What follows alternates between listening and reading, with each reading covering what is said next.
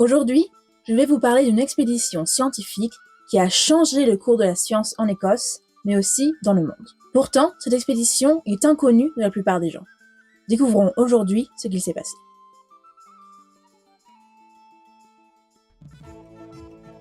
La Scottish National Antarctic Expedition est une expédition scientifique écossaise conduite par William Speirs Bruce de 1902 à 1904. Avec le bateau Scotia, le but est d'établir une station météorologique dans l'Antarctique. À la fin du 19e siècle et au début du 20e, on lance beaucoup d'expéditions scientifiques dans les mers et les territoires qui restaient jusque-là non explorés.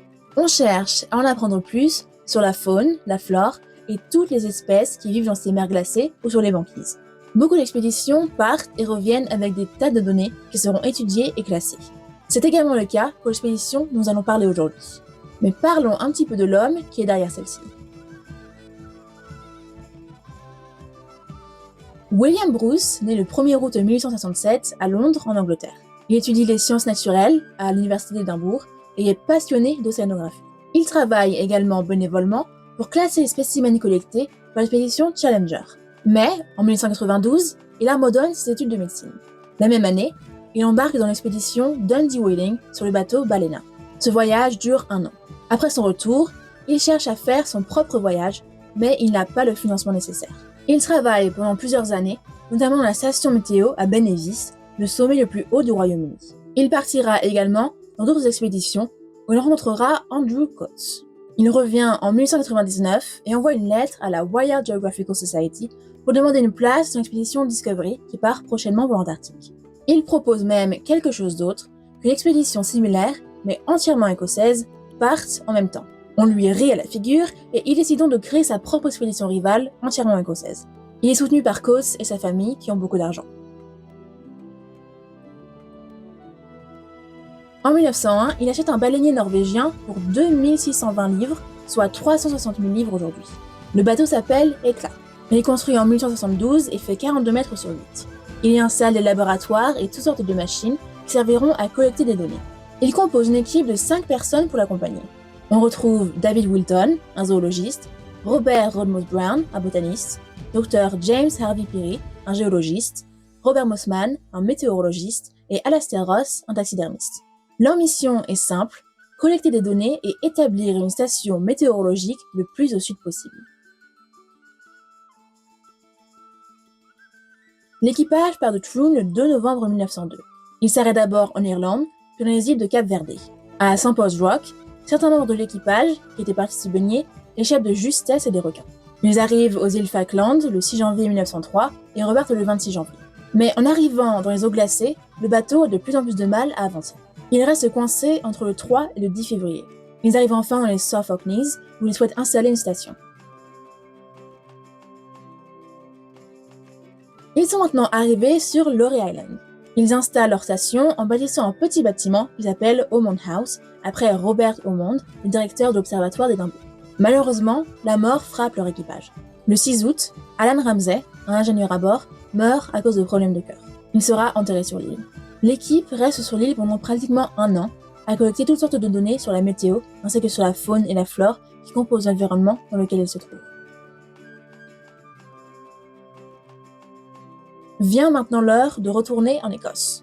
Mais avant ça, ils ont une mission qui va les conduire jusqu'au Brésil. Le 2 décembre 1903, ils arrivent à Port Stanley pour se ravitailler. Après une semaine, ils partent pour Buenos Aires. Mais en arrivant là-bas, ils restent coincés dans le Rio de la Plata, qui est un estuaire entre l'Argentine et l'Uruguay. On leur viendra en aide le 24 décembre. Une fois en sécurité sur la terre ferme, Bruce est chargé d'aller convaincre le gouvernement de reprendre leur travail sur Laurie Island. Il leur donne la maison Ormond qu'ils ont construite, qui sera renommée la base Orcadas. Une équipe prend donc leur relais et ils peuvent repartir l'esprit tranquille jusque dans leur pays natal. Ils partent le 21 janvier 1904 de Buenos Aires et font le chemin inverse. Ils repassent donc par la mer Weddell qu'ils ont étudiée. Le 3 mars, ils se retrouvent à nouveau coincés dans les mers de glace. Et c'est ici qu'ils font une découverte qui n'était pas sur leur liste. Au beau milieu de la mer Weddell, ils tombent sur une île que personne ne semble avoir découverte. Elle est cachée derrière une barrière de glace et à peine visible. Ils en font le tour pour la cartographier et la nomment Coates Island en l'honneur de la famille Coates qui finance leur voyage. Et c'est d'ailleurs sur cette île qu'ils prendront 7 photos incroyables. Ce que vous pouvez voir, c'est Gilbert Kerr, vêtu de ses habits officiels, c'est-à-dire de son kilt, jouant la cornemuse pour un pingouin. Cette photo est la plus célèbre de cette expédition, et je trouve qu'elle représente bien l'esprit de ce voyage. Et regardez-moi ce petit pingouin comme il est mignon et sûrement très confus. Je suis sûre que les autres pingouins ne l'ont pas cru quand j'ai raconté ce qu'il avait vu, mais heureusement pour nous, on a la photo pour le prouver. Ils continuent leur chemin et passent par Cape Town et même par l'île de Sainte-Hélène, dernière demeure de Napoléon. Ils arrivent finalement en Écosse.